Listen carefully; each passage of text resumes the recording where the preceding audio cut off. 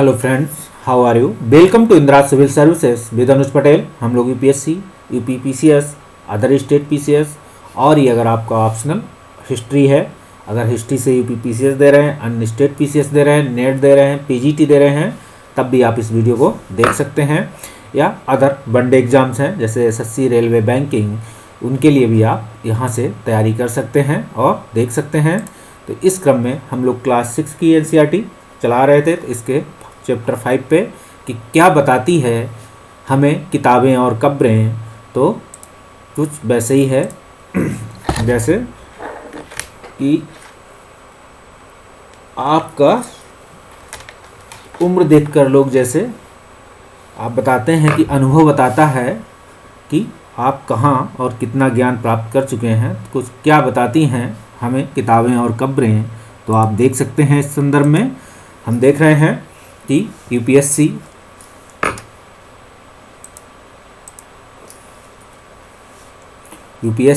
CSC, UPPCS, GS के संदर्भ में देख सकते हैं। हम इसको चर्चा कर चुके हैं। हम इसके पहले पार्ट पे चैप्टर 5 पे चर्चा कर रहे हैं। आज जो है शेष या कंप्लीट करेंगे इस चैप्टर।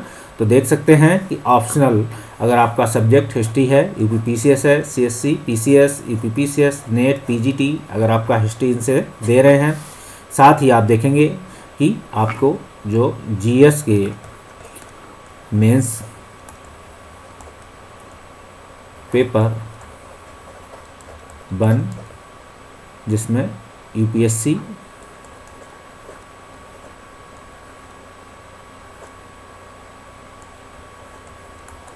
और यूपी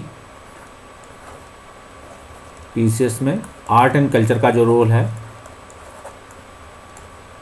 साथ ही आप देख सकते हैं इंडियन सोसाइटी के संदर्भ में कि डेवलपमेंट कैसे हो रहा है, तो इंडियन सोसाइटी को देख सकते हैं। साथ ही भारतीय समाज की जो प्रारंभिक अवस्था है उसको समझेंगे कि इंडियन सोसाइटी के स्ट्रक्चरल डेवलपमेंट को, वही चीज़ है, देखेंगे। तो चलिए हम लोग स्टार्ट करते हैं।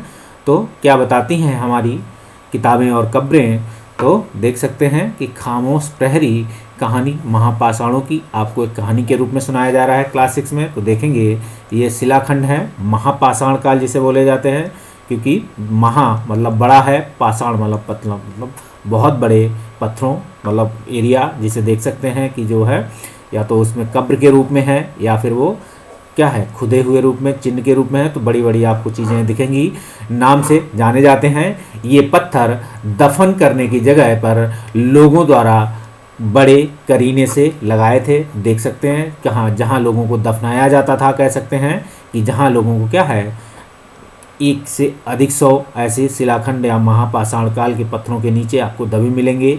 महापाषाण काल की कब्रों में आप देख सकते हैं बनाने की प्रथा लगभग 3000 साल पहले प्रारंभ हुई थी। तो आप इन्हें देख सकते हैं कि ये पीटी टाइप का क्वेश्चन है, पूछा भी जा चुका है, आगे भी पूछे जाने की संभावना, याद रखिएगा। यह प्रथा दक्कन, दक्षिण भारत, उत्तर पूर्वी भारत और कश्मीर में प्रचलित थी। तो ये क्वेश्चन भी आपसे पूछा जा चुका है कि ये कहाँ कहाँ किस एरिया में है। कभी दक्कन पूछा जाएगा, कभी दक्षिण भारत पूछा जाता है, कभी उत्तर भारत, पूर्वी भारत पूछा जाता है, कभी कश्मीर। तो अलग अलग हिस्सों से एक बनता है। कभी हो सकता है कई आपसे कूट मिला को दे दे कि दक्कन, दक्षिण भारत, उत्तर पूर्वी भारत, कश्मीर, कूट मिलाने 1 2 1 एंड 2 और 1 2 3 हो सकता है आपसे 1 4 1 और 2 4 पूछ ले, हो सकता है आप 20 पूछ ले, ठीक है। तो ये क्वेश्चन ऐसे भी बन सकता है, इसे भी ध्यान रखिएगा। साथ ही हम देखेंगे कि कुछ महापाषाण देखेंगे जमीन के ऊपर दिख जाते हैं। तो देखेंगे जरूरी नहीं कि जो महापाषाण काल आपको दिखेंगे वो नीचे ज़मीन के अंदर ही हो खोदने पे, कुछ आपको ज़मीन के ऊपर भी दिखाई पड़ेंगे, कुछ महापाषाण ज़मीन के भीतर भी होते हैं। तो दोनों को आप मेंस पॉइंट ऑफ व्यू से दिखा सकते हैं। या कुछ पूछा जा सकता है कि अगर आप मेंस में मतलब ऑप्शनल सब्जेक्ट है, नेट, पीजीटी, जहाँ डिस्क्रिप्टिव ऑप्शन लिखना हो, कि आप देख सकते हैं कि महापाषाण काल से आप क्या समझते हैं, महापाषाण काल की कुछ विशेषताओं का वर्णन कीजिए, आप लिखा सकते हैं। इस संदर्भ में कई बार आप देखेंगे कि पुरातत्वविदों को गोलाकार सजाए हुए पत्थर मिलते हैं। तो आप देखेंगे कई इलाके ऐसे आपको दिखेंगे कि ये गोल क्या होगा, गोल सर्किल में क्या है, जगह जगह आपको पत्थर मिलेंगे। कई बार आपको एक अकेला खड़ा हुआ पत्थर मिलेगा।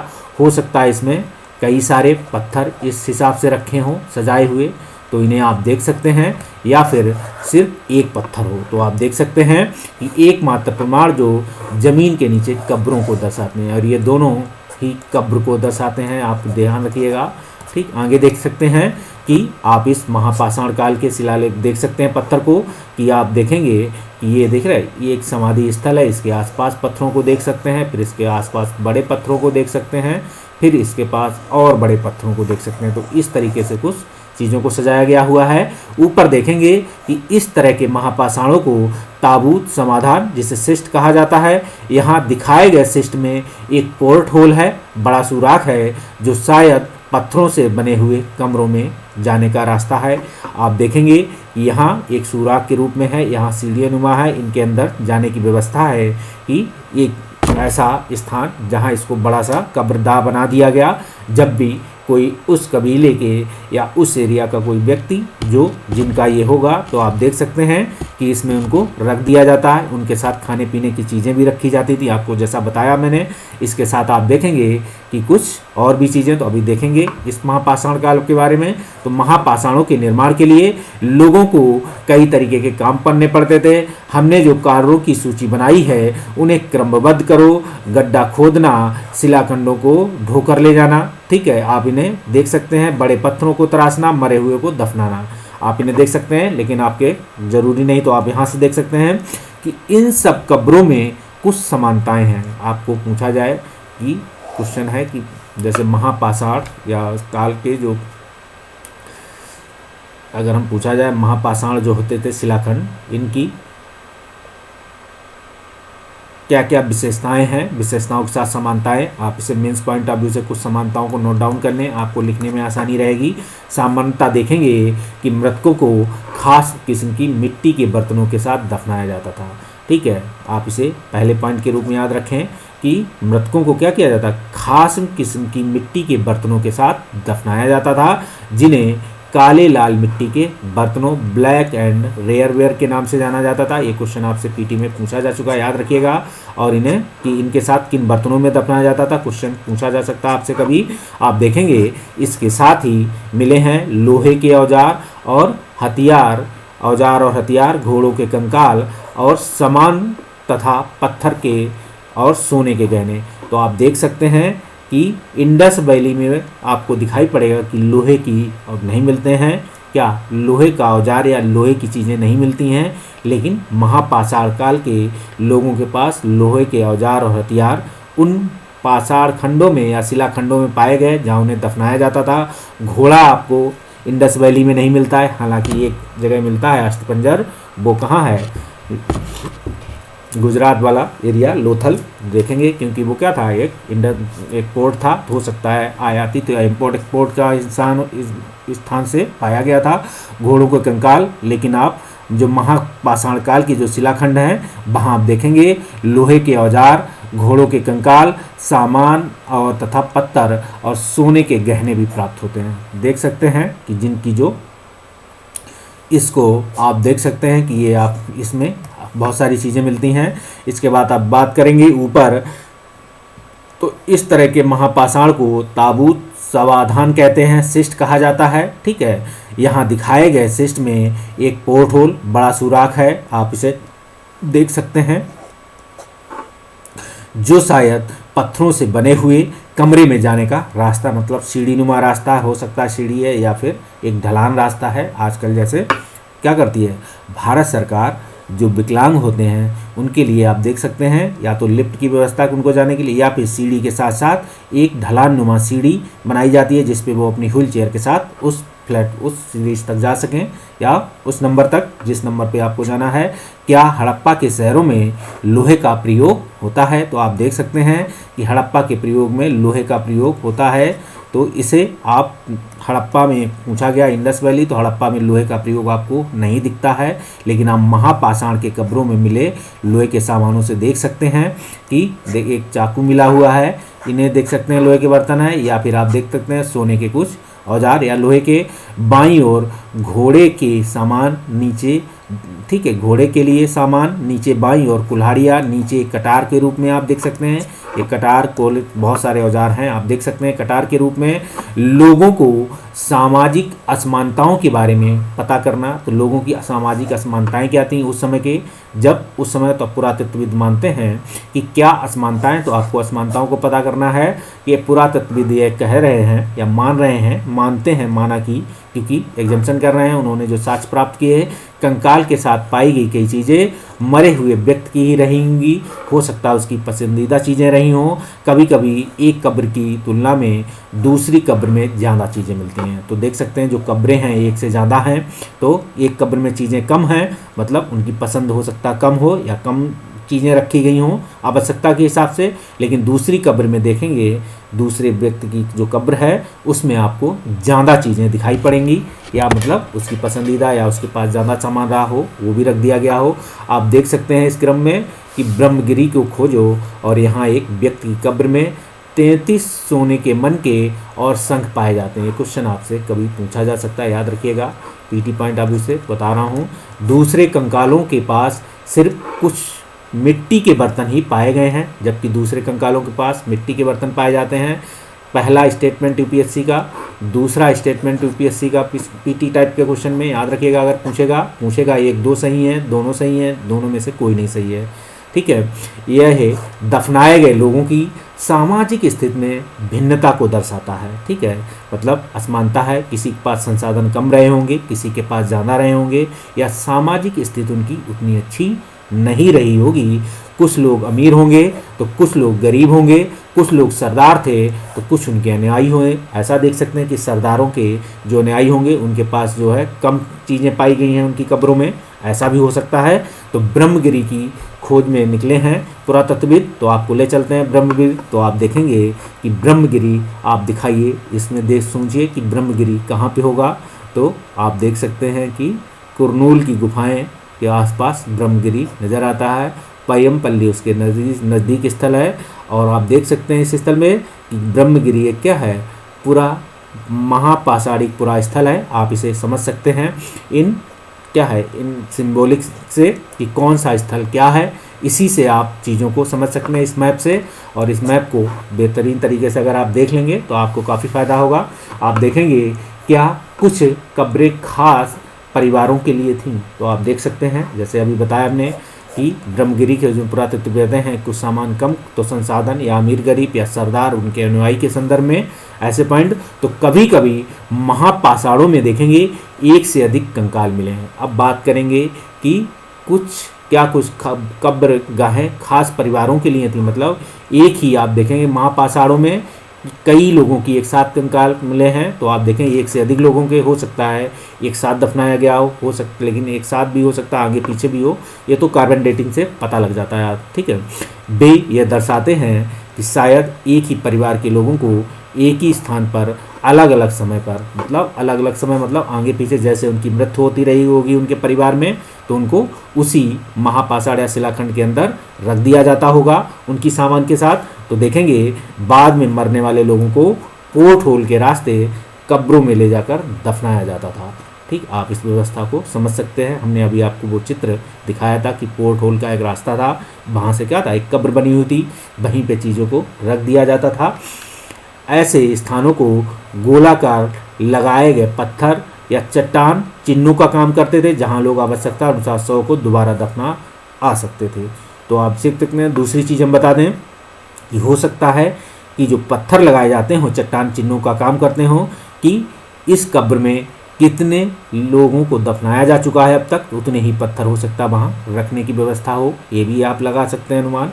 हो सकता है वो सिंबॉलिक हो सकता है कि एक पत्थर शिलाखंड रखा है उसमें एक ही कब्र निकली, हो सकता है वो एक ही व्यक्ति का हो सकता है कि अलग अलग शिलाखंड रखे हुए हों तो उसमें एक से अधिक, तो वो नंबर ऑफ हों कि इतने लोगों को दफना। तो ऐसा ये लोग भी बताने की कोशिश कर रहे हैं। देख सकते हैं कि ऐसे स्थान पर गोलाकार लगाए गए पत्थर या चट्टान चिन्हों का काम करते थे, जहां लोग आवश्यकता अनुसार शव को दोबारा दफना के आ सकते थे। देख सकते हैं इस तरीके से। तो अब बात करेंगे इनाम गांव। तो इनाम गांव की एक विशिष्ट व्यक्ति की कब्र है। तो इनाम गांव आप देख सकते हैं कहाँ है, हम ये दिखाएंगे कि इनाम गांव ये है। तो मुंबई के आसपास देखेंगे गोदावरी नदी के किनारे है, याद रखिएगा। और इस चिन्ह को आप यहाँ से देखेंगे कि यहाँ आरंभिक गांव की शुरुआत होती है इन स्थानों पे, तो मतलब गांव जैसे सभ्यता आप एक गांव के रूप में इनाम गांव, पीटीबी क्वेश्चन यहाँ बनता है, याद रखिएगा। आगे हम बात करेंगे, देख सकते हैं कि इनाम गांव की खोज यहाँ भीमा की, यह इनाम गांव की खोजो ये भीमा की क्या है, सहायक नदी है, घोड़ के किनारे एक जगह है। तो भीमा की सहायक नदी के किनारे देख सकते हैं क्या है, भीमा की सहायक नदी, भीमा भी के किनारे भी नहीं है। आप याद रखिएगा कि जो इनाम गांव है वो भीमा की सहायक नदी, ठीक है, घोड़ के किनारे एक जगह है, तो नदी का नाम है घोड़, याद रखिएगा। सहायक नदी जिसे हम यहाँ लिख देते हैं कि घोड़ के किनारे एक जगह है। इस जगह पर 3600 से 2700 साल पहले लोग रहते थे। आप ये भी देखेंगे कि इस जगह पे क्या था कि 3600 से 2700 साल पहले लोग रहते थे। यहाँ वयस्क लोगों को प्रायः गड्ढे में सीधा लिटाकर दफनाया जाता था। आप याद रखिएगा, ये क्वेश्चन यूपीपीसीएस वालों के लिए फेवरेट क्वेश्चन है इस टाइप के, ठीक। इसे क्योंकि यहाँ लोगों को कैसे लिटाया जाता था, उल्टा लिटाया जाता था, सीधा लिटाया जाता था कि सर के बल लिटाया जाता। यूपी वाले इनमें महारथी हासिल हैं और यूपीएससी भी यहाँ से क्वेश्चन पूछ सकते हैं, तो दोनों ही पूछ सकते हैं कि सीएससी, यूपीपीसीएस और अदर स्टेट पीसीएस कह सकते हैं, सभी जगह पूछा गया है या पूछा जा भी चुका है। उनका सिर उत्तर की ओर होता था। ये क्वेश्चन यूपीपीसीएस वालों ने कई बार पूछा हुआ है, याद रखिएगा। आप देखेंगे कई बार उन्हें घर के अंदर ही दफनाया जाता था। दूसरा क्वेश्चन, ठीक, याद रखिएगा यूपीपीसीएस का। आगे देखेंगे, ऐसे बर्तन जिन्हें शायद खाना और पानी हो दफनाए गए हों 100 के पास रख दिए जाते थे। इसको देख सकते हैं, ये भी पीटी पॉइंट ऑफ व्यू से है, लेकिन जब पूछेंगे तो यूपीएससी पूछेगा, याद रखिएगा। यदि एक गांव को 5 कमरों वाले मकान के आंगन में, अब बात करेंगे एक आदमी, इनाम गांव की कहानी शुरू हो रही है जो घोड़ नदी के किनारे है, पीटी का क्वेश्चन, याद रखिएगा।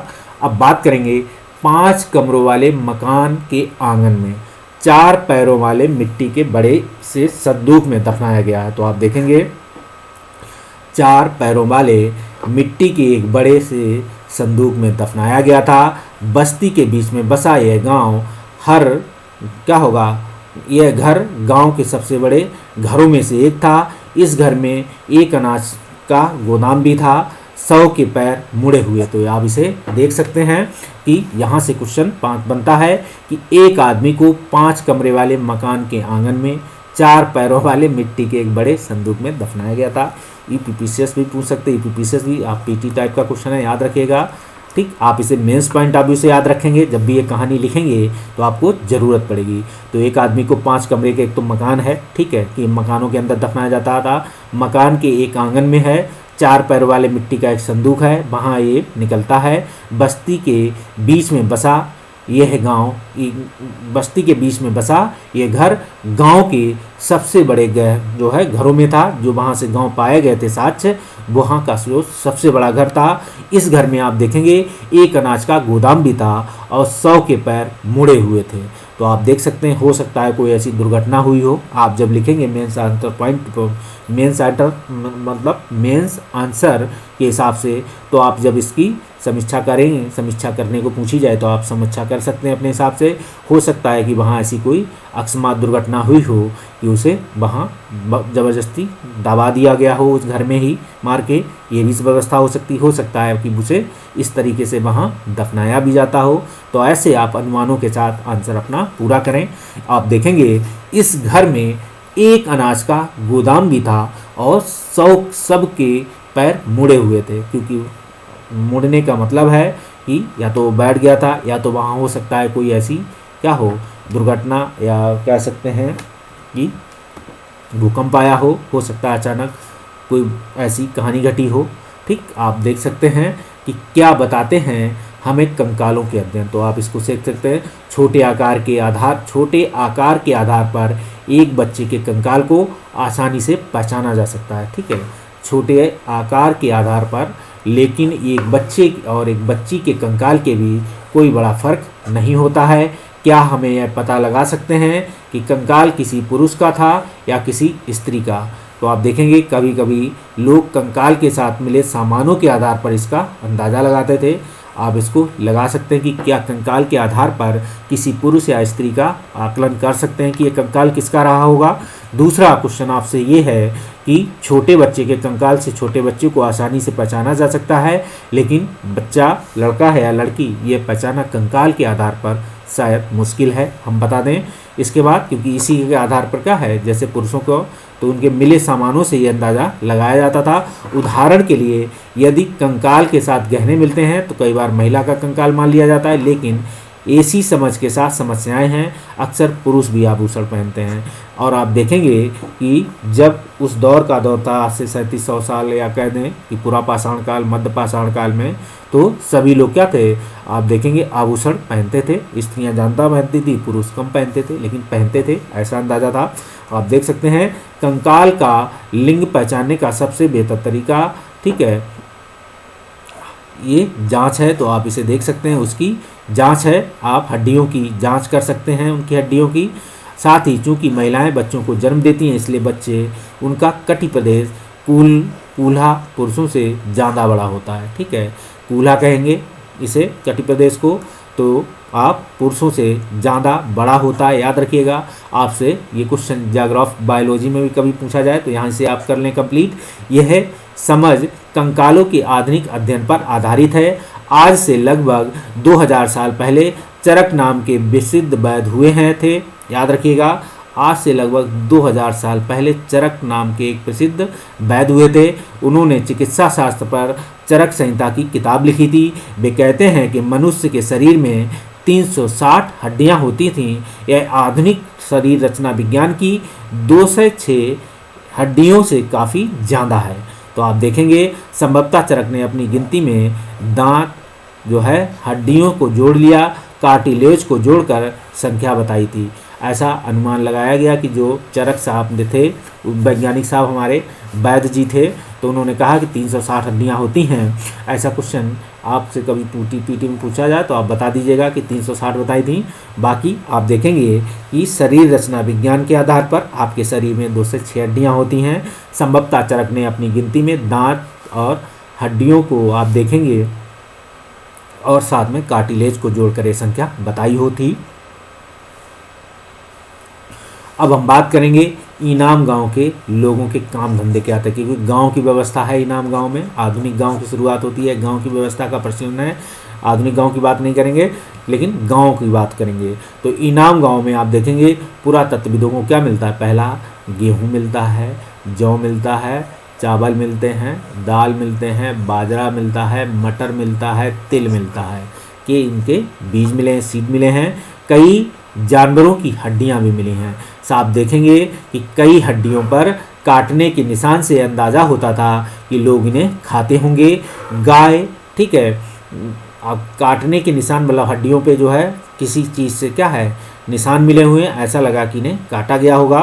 तो बैल, भैंस, बकरी, भेड़, कुत्ता, घोड़ा, गधा, सुअर, सांभर, चितकबरा, हिरण, ठीक है, कृष्णमृग, खरा, नेवला, चिड़िया, घड़ियाल, कछुआ, केकड़ा, मछली की हड्डियां भी पाई गई हैं। वैसे आपको जब इस तरीके से क्वेश्चन कभी पूछा जाए कि यहाँ कौन कौन से जानवर पाए गए हैं इनाम गांव में, तो आप देखते हैं कि नियर अबाउट जो आपके आसपास की जानवर हैं, जो आप क्या है दिनचर्या, जैसे बैल, भैंस, बकरी, भेड़, कुत्ता, घोड़ा, गधा, सुअर, ठीक, सांभर, चितकबरा, हिरण, कृष्ण, तो आप देखेंगे कुछ आपको मिले हैं। सिर्फ कुछ जैसे आपको शेर के चिन्ह नहीं है, ऐसे चिन्ह नहीं, ऐसे साक्ष्य मिले हैं कि बेर, आंवला और जामुन, खजूर, कई तरह की रसभरियाँ एकत्र की जाती थी। ऐसे इनाम गांव से साक्ष्य मिलते हैं। याद रखिएगा, ये क्वेश्चन आपसे यहाँ से पीटी में कहीं से भी बन सकता है, आपको याद होना चाहिए।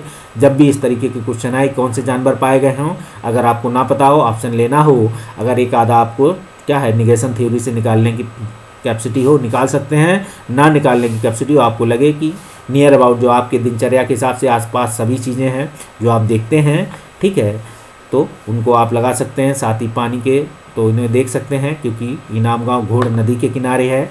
और तो कुछ ऐसे जानवर भी आपको जलचर जानवर भी दिखेंगे, बेर, आंवला, जामुन, खजूर, कई तरीके की रसभरियाँ एकत्र होती हैं, ऐसे साक्ष्य यहाँ से मिले हुए हैं, इनको भी देख सकते हैं। अब हम बात करेंगे अन्यत्र की, तो देख सकते हैं अन्यत्र में कि इसमें एटलस में जाओ तो इसी के दौरान क्या है, चीन की तरफ चलेंगे आज।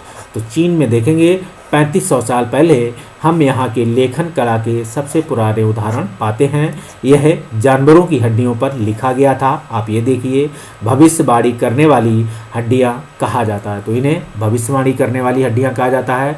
जानवरों की हड्डियों पर लिखा गया था, इन्हें भविष्यवाणी करने वाली हड्डियाँ कहा जाता है। ठीक है, जो लेखन सामग्री आपको मिलती है 3500 साल पहले, हमें यहाँ की लेखन कला के सबसे पुराने उदाहरण मिलते हैं चीन में। तो क्या है, ये हड्डी पर लिखे हुए उकारे हुए चित्र हैं, याद रखिएगा, क्योंकि ये मान्यता है, ये भविष्य बताती है। ठीक है, ऐसी मान्यता थी कि ये भविष्य बताती है। राजा लोग लिपिकारों से इन हड्डियों पर सवाल लिखवाते थे, क्या वे युद्ध जीतेंगे, क्या अच्छी फसल होगी, क्या उन्हें पुत्र होंगे, या इन हड्डियों के आग में डाल दिया जाता था, जहां इनमें क्या था, गर्मी से चटककर दरारें पड़ जाती थीं। भविष्य वक्ता इन दरारों को सबसे ध्यान से देखकर भविष्यवाणी करने की कोशिश करते थे। जैसा शायद तुम सोच रहे होगे कि भविष्य वक्ता कभी कभी गलती भी करते हैं। तो इन्हें आप देख सकते हैं कि यह राजा शहरों में महल बनाकर रहते थे, बेशुमार दौलत इकट्ठी करते थे, जिनमें बड़े बड़े नक्काशी किए हुए कांसे के बर्तन शामिल हैं, लेकिन लोहे का इस्तेमाल करना नहीं जानते थे। आप इन्हें देख सकते थे कि किस तरीके से चीज़ें कि भविष्यवाणी करने की थी। जो लिखा है, आपसे कभी क्वेश्चन हो सकता है, क्योंकि एनसीईआरटी में दिया है, तो यूपीएससी पूछ सकता है आपसे। ठीक है, या पीसीएस भी पूछ सकते हैं। इसे आप बना के रखें। मेंस पॉइंट ऑफ व्यू से आपको इंडियन हिस्ट्री की जब कि इस दौरान विश्व के अन्य हिस्सों में कैसी घटनाएं घटी थी, आपको ये क्या है, एक कंपैरेटिव व्यू से आप देख सकते हैं कि इसे कंपैरेटिव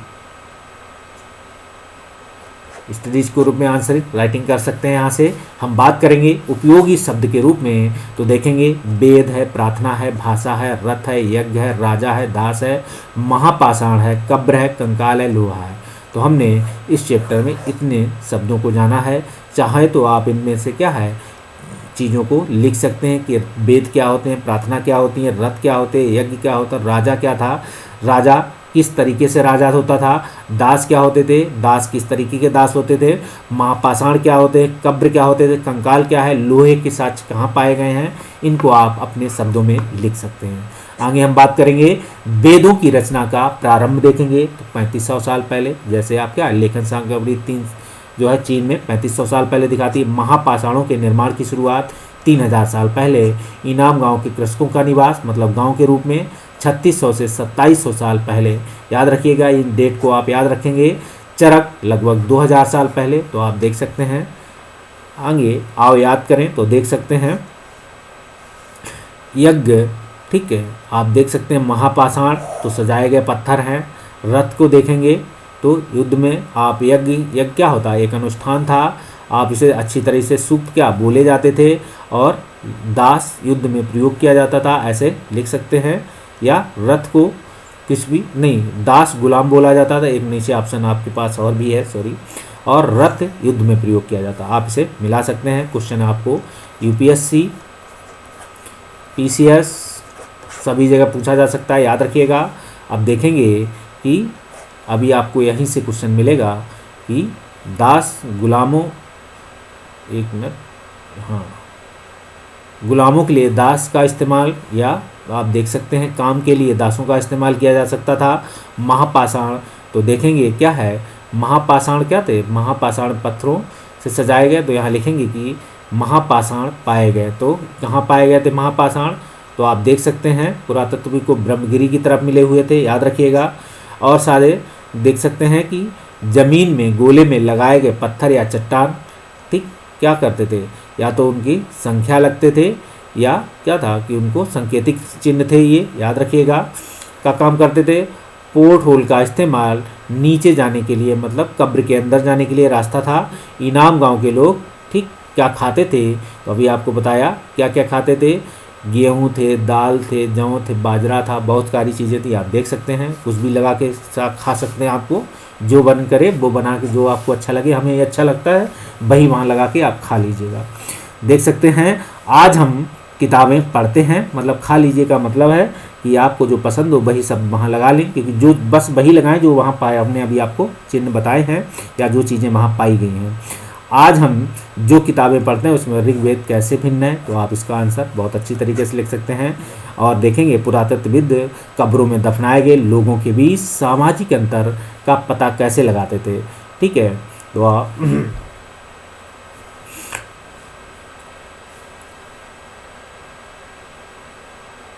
हाँ, आपको ये पूरा क्वेश्चन यूपीएससी ऑप्शन देख सकते हैं, यूपीएससी पीसीएस मेंस के हिसाब से है, याद रखिएगा इस क्वेश्चन को। पुरातत्वविद कब्रों में दफनाए गए लोगों के सामाजिक अंतर का पता कैसे लगाते थे। ठीक है, और सामाजिक अंतरों के साथ साथ क्या इनमें समानता थी, चर्चा कीजिए। आप इसमें क्या है, अंतर के साथ समानता वर्ड और जोड़ देंगे या यहीं से लिख सकते हैं, चर्चा कीजिए, समीक्षा कीजिए, जो आपको अच्छा लगे। एक राजा का जीवन दास या दासी के जीवन से कैसे भिन्न होता था, तो आप इसे देख सकते हैं कि एक राजा का जीवन दास या दासी से कैसे भिन्न होता था। राजा जैसे मध्यकाल के राजा, प्राचीन काल के राजा थे वैसे ही राजा होते थे, या फिर राजा या थे तो उसकी भी जाओगे, इसके पहले वीडियो में आपको इसको देखने को मिलेगा। अगर हम बात करें एक राजा का जीवन, ठीक है, क्या आप इस मत से सहमत हैं कि आज की राजा या जो हम जिन राजाओं को जैसी हम अपने मन में कल्पना करते हैं या चित्र इमेज करते हैं कि राजा का जीवन दास या दासी, नहीं क्वेश्चन नहीं बन रहा है, इसे छोड़ दीजिए। क्या एक राजा का जीवन दास या दासी से कैसे भिन्न होता था, चर्चा कीजिए। पता करो कि तुम्हारे विश्वविद्यालय, आप इस क्वेश्चन को 5 नाम लिखो पुस्तकों के, तो आप देख सकते हैं। अगर आप क्या है रिसर्च के लिए देख सकते हैं या आप नेट वेट के संदर्भ में, तो आप इनको देखेंगे। वैसे आप कॉम्पिटेटिव के हिसाब से एग्जाम नहीं बनता है, देख सकते हैं। यदि याद हुई कविता गीत लिखो, तो आपको कोई कविता या गीत याद हो पढ़कर सुना दें इन्हें, ठीक है, वैसे इसकी ज़रूरत नहीं है आपको। हम देखेंगे कि ऋग्वेद में लोगों का वर्गीकरण उनके कार्य, उनकी भाषा के आधार पर किया जाता था। नीचे की तालिका में तुम 6 परिचित लोगों के नाम भरो, इनमें 3 पुरुष 3 महिला होने चाहिए, प्रत्येक का पेशा और भाषा लिखो। क्या तुम उस विवरण में कुछ जोड़ना चाहोगी, तो आप लिखना चाहोगे तो लिख सकते हैं कि ऋग्वेद में लोगों का वर्गीकरण उनकी कार्य और भाषा के आधार पर किया जाता था। क्या आप इस मत से यहीं तक, बस नीचे क्वेश्चन मत जाइए आप, ठीक, यहीं तक रुक जाइए। क्या आप इस मत से सहमत थे कि ऋग्वेद में लोगों का वर्गीकरण उनकी कार्य और उनकी भाषा के आधार पर किया जाता था? मतलब वर्गीकरण जैसे क्या था, कर्म आधारित व्यवस्था थी, वर्ण आधारित व्यवस्था नहीं थी। इसी को आपको एक्सप्लेनेशन करना है। इसके साथ ही आप देखेंगे कि लोगों का वर्गीकरण उनके कार्य और भाषा, मतलब अलग अलग भाषाएं बोलते थे, उस आधार पे आप देख सकते थे कि ये कुछ वर्ण व्यवस्था जैसे कुछ एक लक्षण दिखाई पड़ते थे, लेकिन वो कर्म के आधार पर थे, ना कि वर्ण व्यवस्था। तो आप देख सकते हैं इस तरीके से हमने चीज़ों को कंप्लीट किया। ये वीडियो अगले वीडियो में मिलेंगे हिस्ट्री के, तब तक के लिए बाय बाय।